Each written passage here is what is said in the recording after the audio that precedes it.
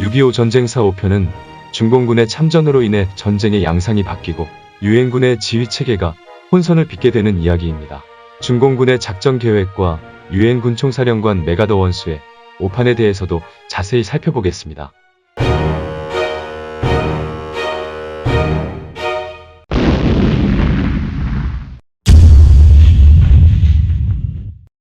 국군과 유엔군이 평양을 점령하던 1950년 10월 19일 저녁 6시 4개 군, 3개 포병사단, 2개 공병단으로 구성된 중국인민해방군 13병단이 중국인민지원군이라는 이름으로 지금은 단둥이라고 불리는 안둥, 그리고 지안 등지에서 압록강을 건너기 시작했습니다.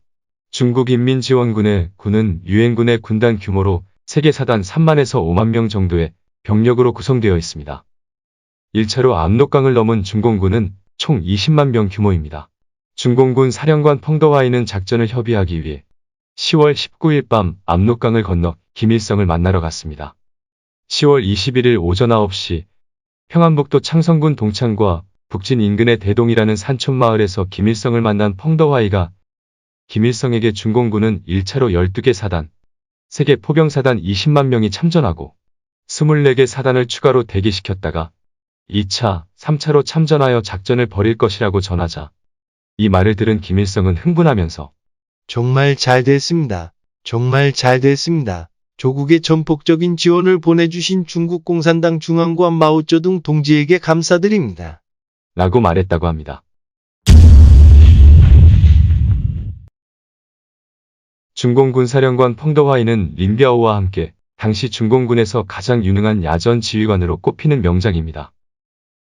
후난성 샹타년 출신으로 마오쩌둥과 동양인 펑더화이는 중공군 3차 공세 후 소련 수상 스탈린으로부터 열세한 장비로 세계 최강의 미 제국주의를 무찌른 펑더화이는 이 시대의 천재적인 군사 전문가다 라는 극찬을 받기도 했습니다. 중일전쟁 시기에는 국민혁명군 제8로군 18집단군 부총사령관, 국共내전 시기에는 서북인민해방군 사령관, 제1야전군 서북군구 사령관 등을 지냈으며 6.25 전쟁에서는 중공군이 한중 국경을 넘은 1950년 10월 19일부터 1952년 4월 6일까지 최전선에서 중공군과 북한군을 지휘했습니다. 펑더화이는 1953년 7월 27일 휴전협정서에 중공군 대표 자격으로 서명했습니다. 펑더화이는 1954년에는 국무원 부총리 겸 국방부장에 임명되었으나 1959년 7월 대약진운동과 인민공사에 대한 비판견해를 비쳤다가 마오쩌둥의 노여움을 사서 실각하고 문화혁명 기간 중 반당분자로 몰려 감옥에 갇히는 등 박해를 받다가 1974년 사망했습니다. 펑더화이는 덩샤오핑이 집권한 이후 그 명예가 회복되었습니다.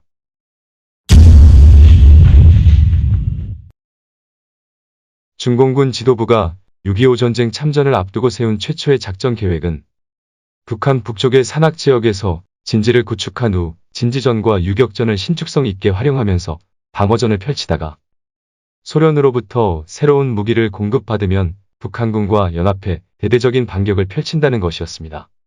중공군의 생각에도 소량의 박격포와 노후화된 구식야포밖에 없고 소총과 수류탄에 의존할 수밖에 없는 중공군의 전력으로 미군의 현대화된 장비, 뛰어난 기동성, 막강한 지상화력과 공군 및 해군을 상대로 승리한다는 것은 불가능해 보였을 것입니다. 이러한 수동적인 방어 전략은 갑자기 기습을 통한 각계격파 및 기동전을 통한 포위 섬멸 전략으로 변경되게 됩니다. 중공군이 작전을 변경한 이유는 첫째, 국군과 유엔군의 진격 속도가 너무 빨라 중공군이 방어진지로 선정한 지역에 제 시간에 도착하기 어려워졌다는 것입니다. 둘째, 국군과 유엔군이 중공군의 참전을 알지 못한 채 군사력을 집중하지 않고 동서로 분할하여 진격하고 있고 사단, 연대, 대대들이 군사상 공백지대에 들어왔다고 판단한 듯 개별 부대로 분산되어 올라오고 있어 각계 격파가 용이한 상황이 되었기 때문입니다. 중공군은 수십 년간의 중일 전쟁과 국공내전을 통해 풍부한 전투 경험을 가지고 있었습니다. 열악한 장비로 우세한 적을 무찌른 경험도 많았기 때문에 야간전, 산악전, 접근전, 백병전을 통해 분산된 병력을 섬멸할 자신이 있었으므로 국군과 유엔군의 진격 형태를 파악하고 전략을 변경한 것입니다. 펑더화이는 김일성과 만난 대동에서 북쪽으로 조금 떨어진 대유동광산에 금을 캐던 동굴에 중공군 사령부를 설치하고 중국 국가주석 마오쩌둥이 전보로 보낸 지시를 기반으로 작전회의를 통해 다음과 같은 공세 계획을 수립했습니다. 첫째, 40군과 8포병사단 42연대를 온정 북쪽, 북진 동쪽 지역으로 집결시키고 기회를 기다렸다가 국군 6사단을 온정 서북 지역에서 섬멸한다. 둘째, 39군과 1포병사단 26연대 및 25연대 1개 대대, 2포병사단 29연대, 고사포병 1연대는 운산 서북 지역으로 신속히 집결해 40군이 포위 섬멸하는 국군 6사단을 지원하러 오는 국군 1사단을 운산 인근 지역에서 섬멸할 준비를 한다. 셋째, 38군과 42군 125사단, 8포병사단 46연대는 희천 북쪽의 명대리와 창리 지역에 신속히 집결해 희천 및 그 북쪽의 국군 8사단을 섬멸한다. 넷째, 제42군 124사단과 126사단, 8포병사단은 장진 남쪽의 황초령과 부전령 지역에서 적군의 북진을 저지하고 동부 전선의 적을 견제해 서부 전선 중공군 주력부대의 측면을 보호한다. 동시에 추가로 투입되는 66군은 안둥에서 강을 건너 철산 방향으로 전진하고 영연방 27여단을 저지할 준비를 한다. 이렇듯 중공군의 첫 번째 타격 목표는 전력이 상대적으로 약하다고 판단한 국군이었습니다. 그리고 한 개 사단 공격에 3개 사단 이상의 병력을 투입하는 등 수적인 우위를 확실히 했습니다. 마오쩌둥은 유엔군 사령부가 전혀 예측하지 못한 기습 공격으로 2~3개 또는 4개의 국군 사단을 섬멸하라고 지시했습니다. 중공군은 6.25 전쟁 기간 내내 약한 고리라고 판단한 국군을 항상 먼저 공격하여 돌파구를 마련하고 이를 기반으로 유엔군을 포위 섬멸하는 작전을 구사합니다. 그렇다면 왜 유엔군 사령부는 이와 같이 전력을 집중하지 않고 산발적인 진격을 명령했을까요? 미국 트루먼 대통령이 중국이나 소련의 군사 개입 우려를 전달했음에도 불구하고 유엔군 총사령관 메가더 원수는 중공군이 참전하지 못할 것으로 판단했습니다. 메가더의 정보 참모인 윌로비 소장도 중공군이 대규모로 개입하리라 생각하지 않았습니다. 이 둘은 중국이 여러 차례 발표한 참전 의사를 그저 외교적 협박으로 보았습니다.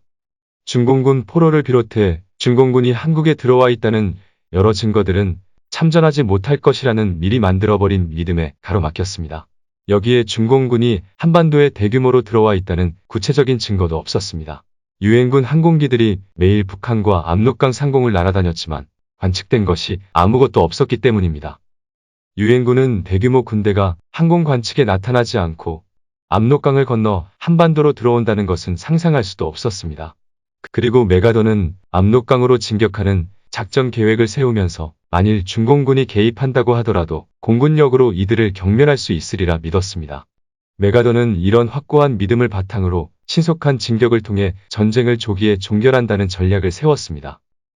한반도와 같은 산악지형에서 게릴라전에 능한 군대를 상대할 때 공군력이 중요하기는 하지만 결정적이지는 않다는 것이 곧 뼈에 사무치게 증명됩니다.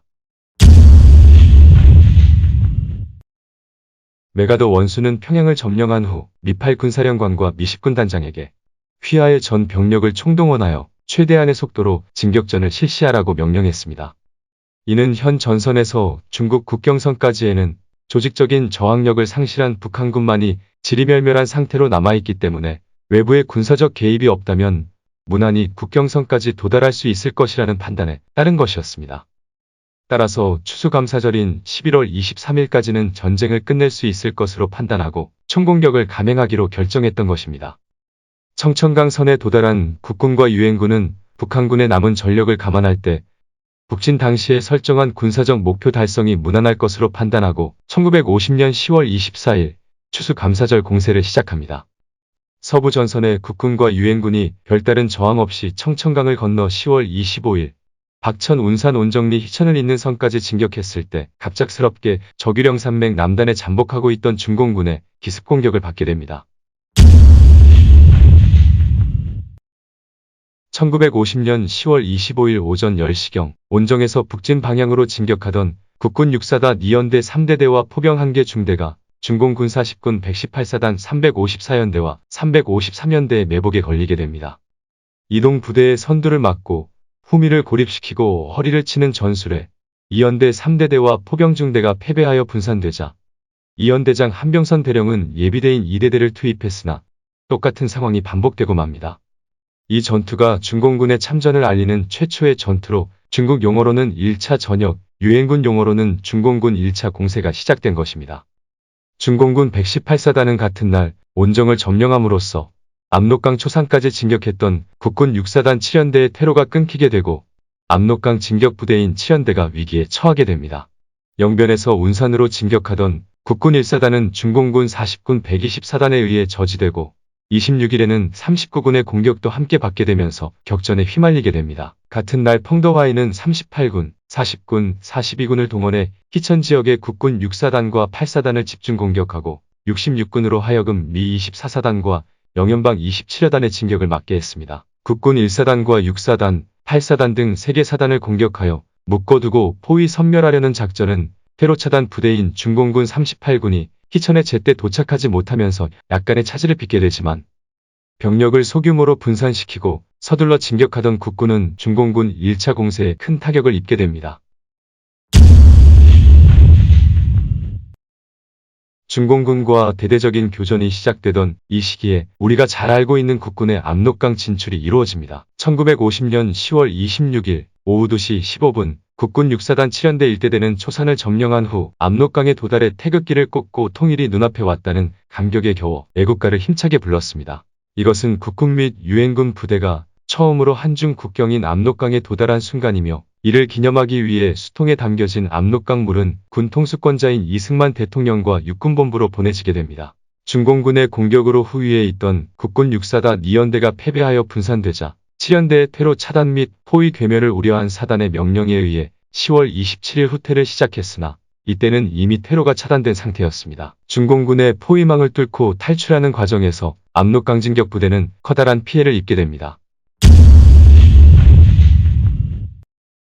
중공군의 공격으로 국군의 진격이 좌절되자 미 8군 사령관 워커 중장은 중공군이 국군 정면에만 나타난다는 사실에 주목하고 국군 내부에 어떤 문제가 있는 것은 아닌지 의구심을 품었다고 합니다. 그래서 중공군의 존재를 미군이 직접 확인해야겠다는 생각으로 미 8군 예비대인 미 1기병사단을 국군 1사단을 초월 공격하게 하여 미군의 강력한 화력으로 공세를 계속 유지시키려 했습니다. 운산에서 공격을 시작한 미 1기병사단의 8기병연대는 11월 1일 밤 중공군 8개 보병연대와 2개 포병단, 1개 포병대대, 1개 고사포연대로 구성된 중공군 39군의 파상적인 공격에 패배하고 이를 지원하려던 5기병연대의 노력도 좌절되면서 중공군의 포위 섬멸당하는 혹독한 참패를 당했습니다. 운산 주변의 산들은 중공군들이 지른 불로 연기가 자욱하여 전투기의 공중 지원과 포병의 화력 지원도 별다른 효과를 거두지 못했습니다. 11월 2일 더 큰 참패를 우려한 미 1군 단장 밀번 소장은 1기병사단 개2 소장에게 8기병연대 3대대의 구출을 포기하고 철수하라는 명령을 내립니다. 중공군은 이때 자신들이 공격하는 부대를 한국군이라고 생각했지만 나중에 미군이라는 것을 알고 그것도 정예인 미 1기병사단이라는 것을 알고 세계 최강 미군의 콧대를 꺾은 것에 대해 큰 자부심을 가졌다고 합니다. 중공군은 운산 전투를 극단적으로 열세인 장비로 미군을 패퇴시킨 모범적인 전투 사례로 꼽고 있습니다. 중공군은 1차 공세를 통해 국군 살상 7,584명과 포로 4,731명 등 12,325명, 미군 살상 2,991명과 포로 527명 등 3,518명, 기타 유엔군 살상 147명 등 총 15,990명의 국군 및 유엔군 병력의 인명피해를 가했으며 전차 20대, 장갑차 2대, 차량 115대를 파괴하고 전차 12대, 장갑차 3대, 차량 650대 등을 노획했다고 밝히고 있습니다. 또한 각종 포 529문, 기관총 317문, 소총 4,213정 등을 파괴하거나 노획하는 전과를 올렸습니다. 1950년 11월 5일 저녁 서부전선 청천강 주변의 유엔군은 또 한 차례 대규모 야간 공격을 받았습니다. 미 1기병사단 61포병대대는 보유하고 있는 포탄을 모두 발사한 후 보병의 지원을 받아 겨우 후퇴했고 영연방 27여단은 어둠 속에서 4시간 연속 공격을 받아 전열이 흐트러지고 진지가 무너졌습니다. 가장 치열했던 전투는 미 24사단 19연대에서 벌어졌습니다. 거의 모든 중대가 위기에 처해 긴급 지원을 요청하고 사상자 수가 급증하면서 진지가 무너졌습니다. 가까스로 날이 밝을 때까지 버틴 19연대 1대대는 다시 전열을 가다듬고 잃어버린 진지를 향해 반격을 시작했습니다. 그런데 이상하게도 아무런 저항이 없었으며 미군 병사들이 서서히 접근하여 고지에 올라 확인한 것은 텅 비어있는 진지였습니다. 물밀듯 쏟아져 들어왔던 중공군은 온데간데 없이 사라지고 미군이 발견한 것은 진지 구석에서 자고 있는 중공군 병사 3명이 전부였습니다. 11월 6일 태양이 떠오르고 청천강 상공을 정찰하던 유엔군 조종사가 적군의 그림자도 보이지 않는다. 중공군의 행방이 묘연하다라고 보고하자 국군과 유엔군은 안도의 한숨을 내쉬었습니다. 1950년 10월 25일 시작된 중공군 1차 공세는 중공군 병사들이 휴대한 탄약과 식량이 소진된 11월 5일 막을 내렸습니다. 중공군 사령관 펑더화이는 서부 전선에서 일부 병력으로 국군과 유엔군을 감시하는 것을 제외하고는 주력 부대를 비연 구정 태천 운산 구장을 잇는 선 북쪽으로 물러나 휴식을 취하게 했습니다.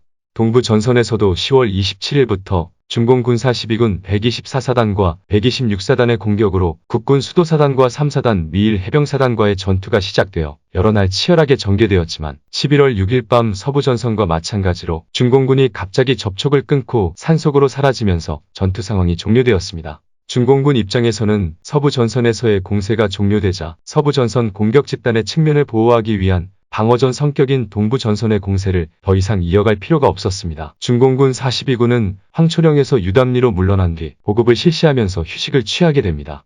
중공군은 1차 공세를 통해 자신들은 1만 명의 사상자를 내면서 적군 1만 5천 명을 섬멸했다고 주장하고 있습니다. 희생자의 대부분은 중공군이 주 타깃으로 삼은 국군에서 나왔습니다. 중공군이 참전한 것이 확실해지자 미 8군 사령관 워커 중장은 예하 사단들이 극도로 취약하게 배치되어 있음을 깨닫고 11월 1일 전진을 멈추라고 명령한 다음 전투 태세를 강화하기 위해 모든 부대를 청천강 남쪽으로 철수시킵니다. 그리고 청천강 주변에서 접전을 벌이던 중공군이 11월 5일 갑자기 공격을 중단하고 조규령 산맥 남단으로 이동함으로써 전선에는 일시적인 소강 상태가 유지되게 됩니다. 날카롭게 공격하다가 사라져버린 중공군은 한국의 전장에서 유엔군 사령부를 혼란에 빠뜨렸습니다. 유엔군과 중공군 사이의 첫 전투는 뚜렷한 결론도 없고 갈피를 잡을 수도 없었으며 이런 첫 접촉이 무엇을 뜻하는지도 알 수 없었습니다. 미 8군 참모들은 8군 오른쪽에 있는 산맥에 무엇이 숨어 있다고 의심하기 시작했고 미 1해병사단장 스미스 소장은 장진호 북쪽에서 무엇인가가 자신들을 기다리고 있다는 의문을 품게 되었습니다.